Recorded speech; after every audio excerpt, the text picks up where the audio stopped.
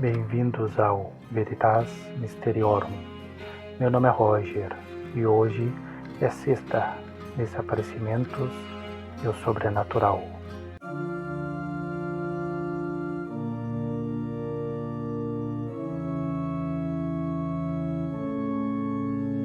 Olá! O Devil's Courthouse é uma formação rochosa imponente e sinistramente bela, localizada no coração das Montanhas Apalaches, na Floresta Nacional de Pisgah, no oeste da Carolina do Norte, Estados Unidos. Situado no marco quilométrico 422.4 da Blue Ridge Parkway, a cerca de 10 milhas a noroeste de Brevard e 28 milhas a sudoeste de Asheville. Esse pico, de 5.720 pés de altitude, se ergue como uma massa escura e exposta de rocha, que parece pairar sobre a floresta de abetos ao redor, criando uma silhueta que muitos descrevem como ameaçadora e quase viva, com contornos que evocam um rosto malévolo ou uma estrutura infernal esculpida pela natureza. O acesso principal é por uma trilha moderada a extenuante de meia milha, em grande parte pavimentada, que parte do mirante de estacionamento ao lado da montanha, subindo 258 pés de elevação até o cume, onde uma plataforma de observação de pedra, cercada por muros, oferece vistas panorâmicas de 360 graus, abrangendo a Carolina do Norte, Carolina do Sul, Geórgia e Tennessee em dias claros. Essa trilha, que termina em um platô rochoso, cercado por penhascos íngremes, é conhecida por sua inclinação acentuada e por atravessar uma área rica em plantas alpinas raras, como o líquen gnomo rocha e a avens espalhante,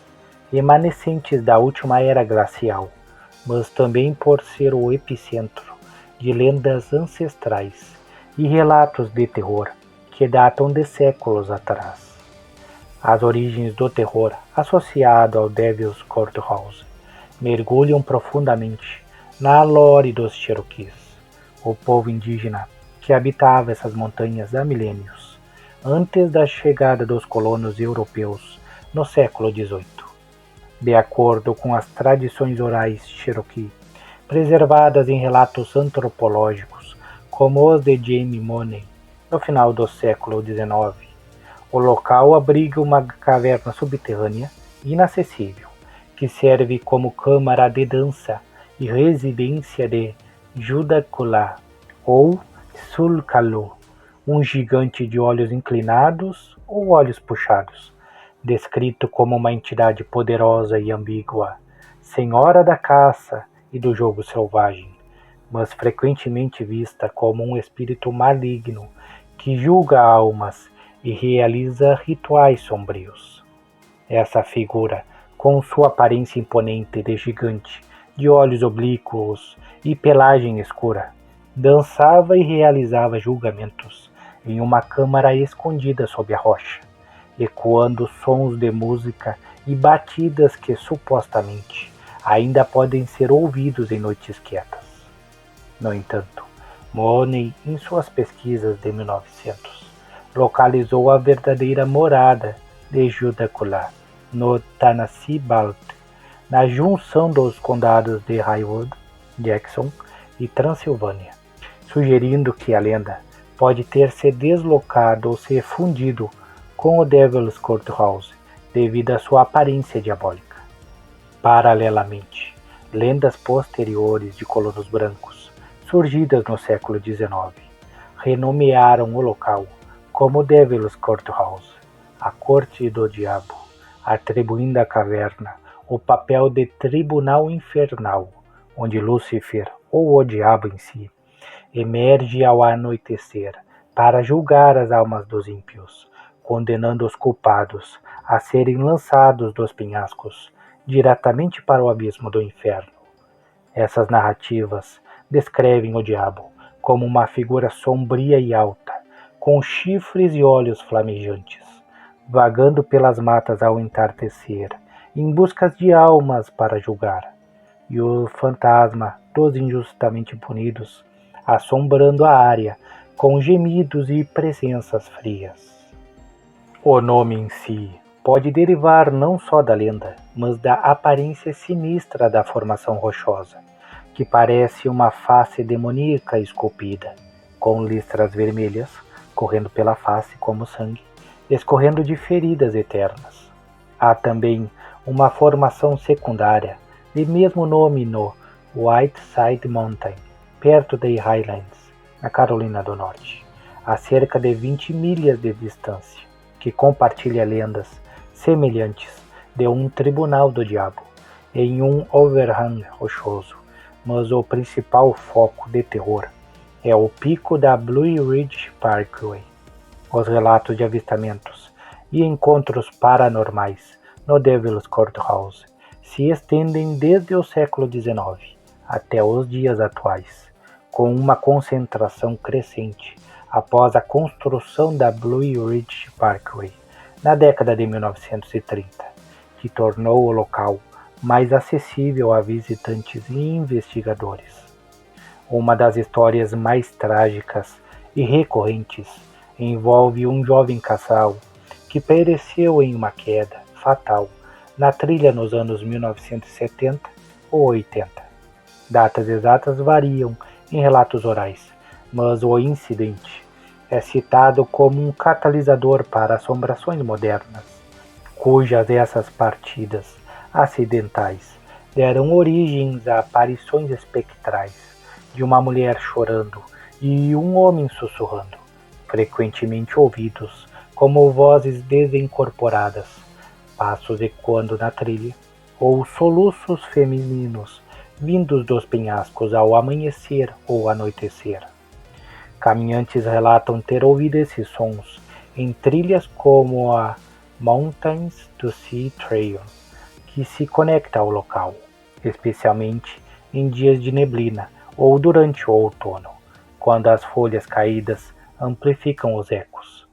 Outros fenômenos auditivos incluem o som distante de tambores, sussurros carregados pelo vento e o toque de uma flauta, interpretados como resquícios dos rituais de Jutacula ou das sessões de julgamento do diabo, com relatos datando de exploradores do século XIX, que documentaram música fantasmagórica emanando da caverna durante expedições noturnas. Visualmente, as aparições mais comuns são figuras sombrias e indistintas, movendo-se entre as árvores, ou paradas na borda dos precipícios, descritas como silhuetas escuras que se fundem com as sombras, às vezes com olhos brilhantes ou formas humanoides alongadas, avistadas principalmente ao crepúsculo ou em noites de lua cheia. Um relato de 2023 de um blogueiro local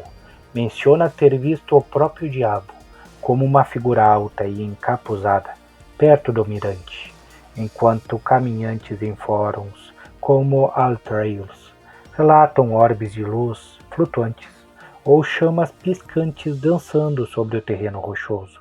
especialmente em noites frias de inverno, quando a área é fechada por neve e gelo. Investigadores paranormais, usando equipamentos como gravadores EVP desde os anos 2000, capturaram vozes respondendo a perguntas em Cherokee ou inglês arcaico, além de fotografias de sombras e orbes em movimento independente, com picos de atividade em datas como o equinócio de outono, alinhado com crenças cherokees antigas.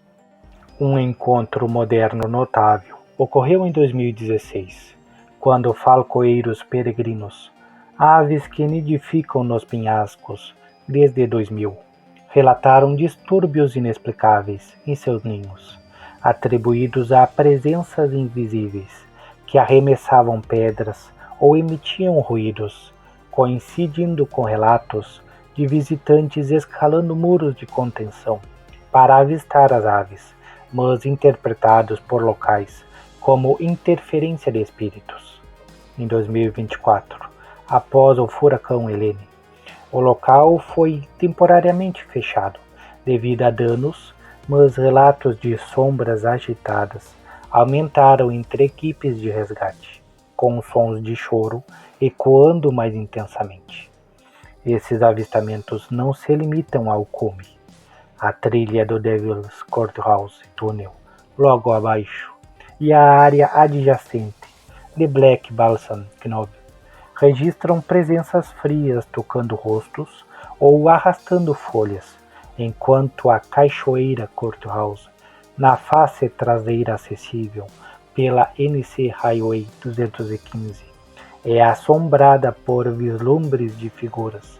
caindo repetidamente, ecoando a lenda dos condenados. Além das lendas Cherokee e coloniais, o terror do Devil's Courthouse ganhou contornos mais sombrios no século XX, com eventos trágicos e explorações paranormais. No início dos anos 1900, antropólogos como Money documentaram medos indígenas de que a caverna fosse um portal para o submundo, onde Judacullá arrastava caçadores desobedientes para julgamentos eternos, com relatos de desaparecimentos inexplicáveis na região durante a caça sazonal.